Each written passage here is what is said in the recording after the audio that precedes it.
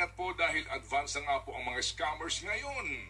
Kaya ho nilang gumawa ng IMSI catcher na para bagang fake cell towers para po kumonek sa ating mga telepono. At gamit po yan, nagsisend sila ng text na mayroong link na kunwari galing po sa lehitimong institusyon, kagaya ng GCash. Pag nakatanggap po ng message with a link, ang tawag po dyan, text or SMS spoofing scam. Tandaan po, GCash will never send links. Kahit na po ang lumabas sa telepono ay yung salitang GCash.